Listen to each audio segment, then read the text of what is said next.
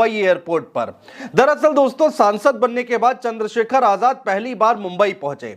मुस्लिम समाज का एक कार्यक्रम था, उसमें शिरकत करने के लिए पहुंचे चंद्रशेखर आजाद। जी हां, मुंबई एयरपोर्ट पर कार्यकर्ताओं ने उनका जमकर स्वागत किया। मुस्लिम समाज के एक बड़े कार्यक्रम था जश्न ईद ए मिलाद के इस अवसर पर जुलूस में शामिल होने के लिए चंद्रशेखर आजाद। ये मुंबई एयरपोर्ट की तस्वीर हम आपको दिखा रहे हैं। चंद्रशेखर सफेद कपड़ों में बाहर आते हुए फूलों का गुलदस्ता उनको दिया जा रहा है।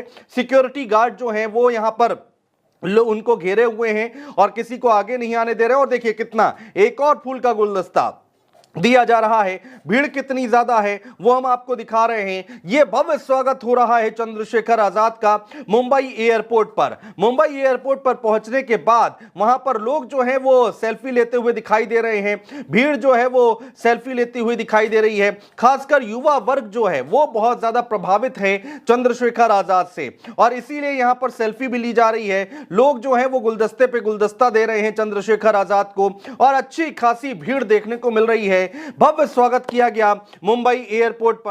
खिलाफत हाउस भाई खाल में एक बड़ा जुलूस निकाला गया। लाखों की संख्या में मुस्लिम समाज के लोग इसमें शामिल हुए हैं, चंद्रशेखर आजाद को सुनने आए हैं। मुस्लिम समाज ने चंद्रशेखर आजाद से वक्फ बोर्ड मामले में मदद मांगी है। चंद्रशेखर आजाद ने आश्वासन दिया कि सबसे बड़ा आंदोलन देश में होगा। देखिए किस तरह से यहां पर माइक पर बोलते हुए दिखाई दे रहे हैं चंद्रशेखर आजाद और चारों तरफ भीड़ ही भीड़ दिखाई दे रही है, लोग ही लोग दिखाई दे रहे हैं। आपको सड़क नहीं दिखाई देगी क्योंकि उस पर भीड़ इतनी ज्यादा है, इतने लोग यहां पर मौजूद हैं। एक गाड़ी है, गाड़ी के ऊपर खड़े हुए हैं, ओपन गाड़ी है और वहां पर बाइक से अपनी बात रख रहे हैं। लोग जो हैं वो जमीन पर, सड़कों पर तो है ही, छतों पर भी यहां पर चंद्रशेखर आजाद को सुनने के लिए आए हुए हैं। चंद्रशेखर आजाद जिन्होंने कई देश के मजलूमों के लिए तो मैं हंसते हंसते जान दे दूंगा। मेरी बात को आप याद रखना।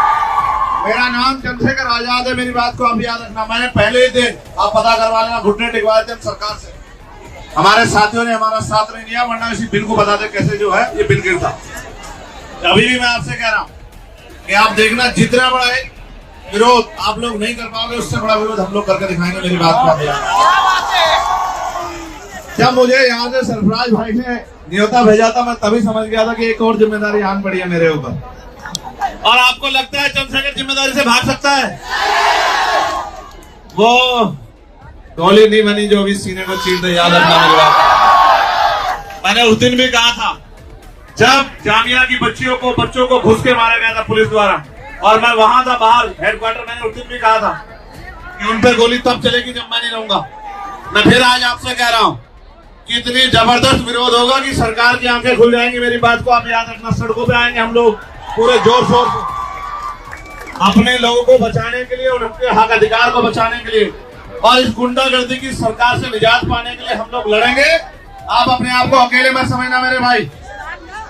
ये मेरी चुनावी वो नहीं है, मेरी बात को याद रखना। ये मेरे भाई से मेरा वादा है। हर एक उस भाई से जिसके मन में भय है कि सरकार उनकी प्रॉपर्टी को लूट लेगी, उनसे मेरा वादा है। मैं आपके साथ खड़ा हूँ, जी जान से खड़ा हूँ। मेरे लोग भी आपके साथ खड़े, याद रखना।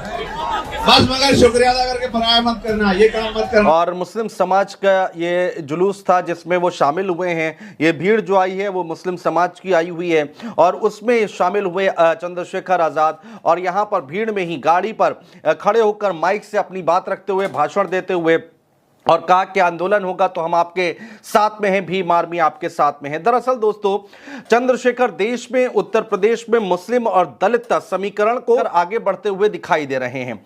चंद्रशेखर आजाद, कहा यह जा रहा है दोस्तों कि उत्तर प्रदेश में क्या वो अब आगे आने वाले वक्त में मायावती का विकल्प बनकर उभर रहे हैं, आगे आ रहे हैं। यह अभी थोड़ा कहना जल्दबाजी होगा, लेकिन जिस स्पीड के साथ चंद्रशेखर आजाद आगे बढ़ रहे हैं उसको देखकर लोग अब बहुत सारी चर्चाएं करना शुरू कर चुके हैं।